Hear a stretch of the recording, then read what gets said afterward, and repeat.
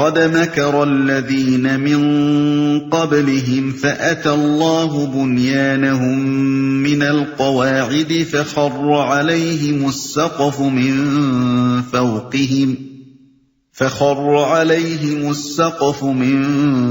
فوقهم وأتاهم العذاب من حيث لا يشعرون۔ ان سے پہلے بھی بہت سے لوگ حق کو نیچا دکھانے کے لیے ایسی ہی مکاریاں کر چکے ہیں، تو دیکھ لو کہ اللہ نے ان کے مکر کی عمارت جڑ سے اکھاڑ پھینکی اور اس کی چھت اوپر سے ان کے سر پر آ رہی، اور ایسے رخ سے ان پر عذاب آیا جدھر سے اس کے آنے کا ان کو گمان تک نہ تھا۔ ثم يوم القيامة يخزيهم ويقول أين شركائي الذين كنتم تشاقون فيهم قال الذين أوتوا العلم إن الخزي اليوم والسوء على الكافرين۔ پھر قیامت کے روز اللہ انہیں ذلیل و خوار کرے گا اور ان سے کہے گا بتاؤ اب کہاں ہیں میرے وہ شریک جن کے لیے تم اہل حق سے جھگڑے کیا کرتے تھے۔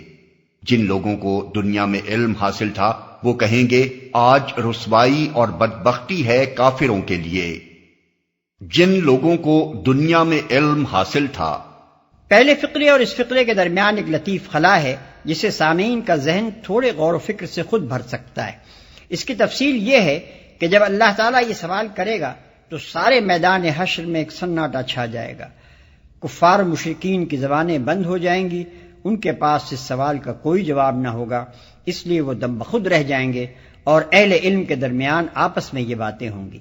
الذين تتوفاهم الملائكة ظالمي أنفسهم فألقوا السلم ما كنا نعمل من سوء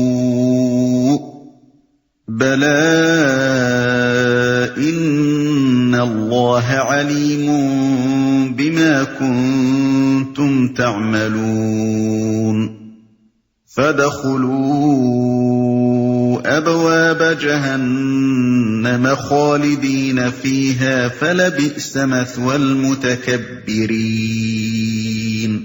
ہاں انہی کافروں کے لیے جو اپنے نفس پر ظلم کرتے ہوئے جب ملائکہ کے ہاتھوں گرفتار ہوتے ہیں تو سرکشی چھوڑ کر فوراً ڈگیں ڈال دیتے ہیں اور کہتے ہیں ہم تو کوئی قصور نہیں کر رہے تھے۔ ملائکہ جواب دیتے ہیں کر کیسے نہیں رہے تھے، اللہ تمہارے کرتوتوں سے خوب واقف ہے، اب جاؤ جہنم کے دروازوں میں گھس جاؤ، وہیں تم کو ہمیشہ رہنا ہے۔ بس حقیقت یہ ہے کہ بڑا ہی برا ٹھکانہ ہے متکبروں کے لیے۔ ہاں یہ فقرہ اہل علم کے قول پر اضافہ کرتے ہوئے اللہ تعالیٰ خود بطور تشریح فرما رہا ہے۔ جن لوگوں نے اسے بھی اہل علم ہی کا قول سمجھا ہے انہیں بڑی تعبیروں سے بات بنانی پڑی ہے اور پھر بھی بات پوری نہیں بن سکی ہے۔ جب ملائکہ کے ہاتھوں گرفتار ہوتے ہیں یعنی جب موت کے وقت ملائکہ ان کی روحیں ان کے جسم سے نکال کر اپنے قبضے میں لے لیتے ہیں، وہیں تم کو ہمیشہ رہنا ہے۔ یہ آیت اور اس کے بعد والی آیت جس میں قبض روح کے بعد متقیوں اور ملائکہ کی گفتگو کا ذکر ہے، قرآن مجید کی ان متعدد آیات میں سے ہے جو صریح طور پر عذاب و ثواب قبر کا ثبوت دیتی ہیں۔ حدیث میں قبر کا لفظ مجازاً عالم برزخ کے لیے استعمال ہوا ہے، اور اس سے مراد وہ عالم ہے جس میں موت کی آخری ہچکی سے لے کر بعث بعد الموت کے پہلے جھٹکے تک انسانی ارواح رہیں گی۔ منکرین حدیث کو اس پر اصرار ہے کہ یہ عالم بالکل عدم محض کا عالم ہے جس میں کوئی احساس اور شعور نہ ہوگا اور کسی قسم کا عذاب یا ثواب نہ ہوگا۔ لیکن یہاں دیکھیے کہ کفار کی روحیں جب قبض کی جاتی ہیں تو وہ موت کی سرحد کے پار کا حال بالکل اپنی توقعات کے خلاف پا کر سراسیمہ ہو جاتی ہیں اور فوراً سلام ٹھوک کر ملائکہ کو یقین دلانے کی کوشش کرتی ہیں کہ ہم کوئی برا کام نہیں کر رہے تھے۔ جواب میں ملائکہ ان کو ڈانٹ بتاتے ہیں اور جہنم واصل ہونے کی پیشگی خبر دیتے ہیں۔ دوسری طرف اتقیاء کی روحیں جب قبض کی جاتی ہیں تو ملائکہ ان کو سلام بجا لاتے ہیں اور جنتی ہونے کی پیشگی مبارکباد دیتے ہیں۔ کیا برزخ کی زندگی میں احساس، شعور عذاب اور ثواب کا اس سے بھی زیادہ کھلا ہوا کوئی ثبوت درکار ہے؟ اسی سے ملتا جلتا مضمون سورہ نساء آیت نمبر 97 میں گزر چکا ہے، جہاں ہجرت نہ کرنے والے مسلمانوں سے قبض روح کے بعد ملائکہ کی گفتگو کا ذکر آیا، اور ان سب سے زیادہ صاف الفاظ میں عذاب برزخ کی تصریح سورہ مومن آیت 45-46 میں کی گئی ہے، جہاں اللہ تعالیٰ فرعون اور آل فرعون کے متعلق فرماتا ہے کہ ایک سخت عذاب ان کو گھیرے ہوئے ہے، یعنی صبح و شام وہ آگ کے سامنے پیش کیے جاتے ہیں، پھر جب قیامت کی گھڑی آ جائے گی تو حکم دیا جائے گا کہ آل فرعون کو شدید تر عذاب میں داخل کرو۔ حقیقت یہ ہے کہ قرآن اور حدیث دونوں سے موت اور قیامت کے درمیان کی حالت کا ایک ہی نقشہ معلوم ہوتا ہے، اور وہ یہ ہے کہ موت محض جسم و روح کی علیحدگی کا نام ہے، نہ کہ بالکل معدوم ہو جانے کا۔ جسم سے علیحدہ ہو جانے کے بعد روح معدوم نہیں ہو جاتی، بلکہ اس پوری شخصیت کے ساتھ زندہ رہتی ہے جو دنیا کی زندگی کے تجربات اور ذہنی و اخلاقی اکتسابات سے بنی تھی۔ اس حالت میں روح کے شعور، احساس، مشاہدات اور تجربات کی کیفیت خواب سے ملتی جلتی ہوتی ہے۔ ایک مجرم روح سے فرشتوں کی باز پرس اور پھر اس کا عذاب اور اذیت میں مبتلا ہونا اور دوزخ کے سامنے پیش کیا جانا، سب کچھ اس کیفیت سے مشابہ ہوتا ہے جو ایک قتل کے مجرم پر پھانسی کی تاریخ سے ایک دن پہلے ایک ڈراونے خواب کی شکل میں گزرتی ہوگی۔ اسی طرح ایک پاکیزہ روح کا استقبال اور پھر اس کا جنت کی بشارت سننا اور اس کا جنت کی ہواؤں اور خوشبوؤں سے متمتع ہونا، یہ سب بھی اس ملازم کے خواب سے ملتا جلتا ہوگا جو حسن کارکردگی کے بعد سرکاری بلاوے پر ہیڈ کوارٹر میں حاضر ہوا ہو اور وعدہ ملاقات کی تاریخ سے ایک دن پہلے آئندہ انعامات کی امیدوں سے لبریز ایک سہانا خواب دیکھ رہا ہو۔ یہ خواب یک لخت نفخ سور دوم سے ٹوٹ جائے گا اور یکایک میدان حشر میں اپنے آپ کو جسم و روح کے ساتھ زندہ پا کر مجرمین حیرت سے کہیں گے، یا ویلنا من بعثنا من مرقدنا، یعنی ارے یہ کون ہمیں ہماری خوابگاہ سے اٹھا لایا؟ مگر اہل ایمان پورے اطمینان سے کہیں گے کہ ھذا ما وعد الرحمن وصدق المرسلون، یعنی یہ وہی چیز ہے جس کا رحمان نے وعدہ کیا تھا اور رسولوں کا بیان سچا تھا۔ مجرمین کا فوری احساس اس وقت یہ ہوگا کہ وہ اپنی خوابگاہ میں جہاں بستر موت پر انہوں نے دنیا میں جان دی تھی شاید کوئی ایک گھنٹہ بھر سوئے ہوں گے، اور اب اچانک اس حادثے سے آنکھ کھلتے ہی کہیں بھاگے چلے جا رہے ہیں۔ مگر اہل ایمان پورے ثبات قلب کے ساتھ کہیں گے کہ لقد لبستم فی کتاب اللہ الی یوم البعث ولکنکم کنتم لا تعلمون، یعنی اللہ کے دفتر میں تو تم روز حشر تک ٹھہرے رہے ہو، اور یہی روز حشر ہے مگر تم اس چیز کو جانتے نہ تھے۔ وَقِيلَ لِلَّذِينَ اتَّقَوْا مَاذَا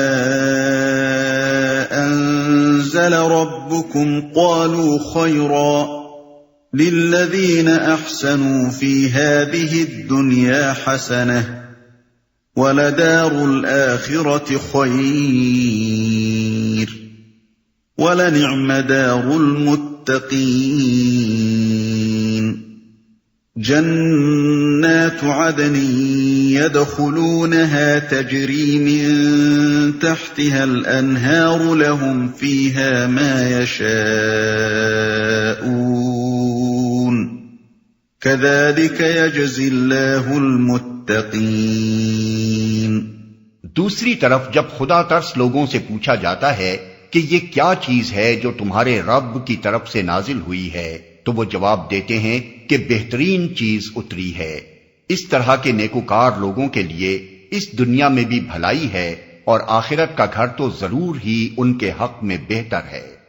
بڑا اچھا گھر ہے متقیوں کا، دائمی قیام کی جنتیں جن میں وہ داخل ہوں گے، نیچے نہریں بہہ رہی ہوں گی اور سب کچھ وہاں عین ان کی خواہش کے مطابق ہوگا۔ یہ جزا دیتا ہے اللہ متقیوں کو۔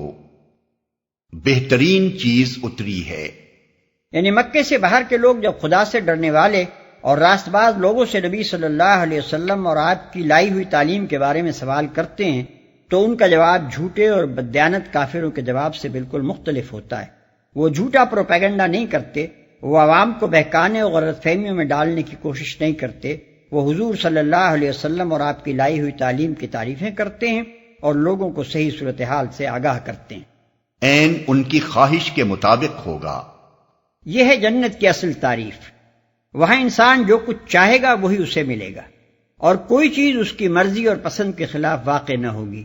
دنیا میں کسی رئیس، کسی امیر کبیر، کسی بڑے سے بڑے بادشاہ کو بھی یہ نعمت کبھی میسر نہیں آئی ہے، نہ یہاں اس کے حصول کا کوئی امکان ہے، مگر جنت کے ہر مکین کو راحت و مسرت کا یہ درجہ کمال حاصل ہوگا کہ اس کی زندگی میں ہر وقت ہر طرف سب کچھ اس کی خواہش اور پسند کے عین مطابق ہوگا، اس کا ہر ارمان نکلے گا، اس کی ہر آرزو پوری ہوگی، اس کی ہر چاہت عمل میں آ کر رہے گی۔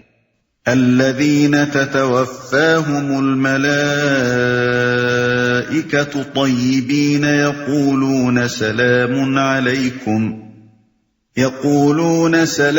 عليكم ادخلوا الجنة بما كنتم تعملون۔ ان متقیوں کو جن کی روحیں پاکیزگی کی حالت میں جب ملائکہ قبض کرتے ہیں تو کہتے ہیں سلام ہو تم پر، جاؤ جنت میں اپنے اعمال کے بدلے۔ هل ينظرون إلا أن تأتيهم الملائكة أو يأتي أمر ربك كذلك فعل الذين من قبلهم وما ظلمهم الله ولكن كانوا أنفسهم يظلمون۔ اے محمد، اب جو یہ لوگ انتظار کر رہے ہیں تو اس کے سوا اب اور کیا باقی رہ گیا ہے کہ ملائکہ ہی آ پہنچیں یا تیرے رب کا فیصلہ صادر ہو جائے۔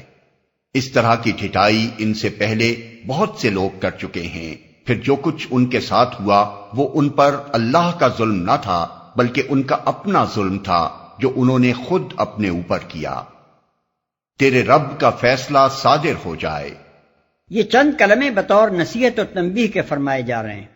مطلب یہ ہے کہ جہاں تک سمجھانے کا تعلق تھا تم نے ایک ایک حقیقت پوری طرح کھول کر سمجھا دی، دلائل سے اس کا ثبوت دے دیا، کائنات کے پورے نظام سے اس کی شہادتیں پیش کر دیں، کسی ذی فہم آدمی کے لیے شرک پر جمے رہنے کی کوئی گنجائش باقی نہیں چھوڑی۔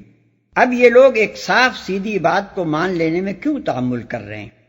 کیا اس کا انتظار کر رہے ہیں کہ موت کا فرشتہ سامنے آ کھڑا ہو تو زندگی کے آخری لمحے میں مانیں گے، یا خدا کا عذاب سر پر آ جائے تو اس کی پہلی چوٹ کھا لینے کے بعد مانیں گے؟ فَأَصَابَهُمْ سَيِّئَاتُ مَا عَمِلُوا وَحَاقَ بِهِم مَّا كَانُوا بِهِ يَسْتَهْزِئُونَ۔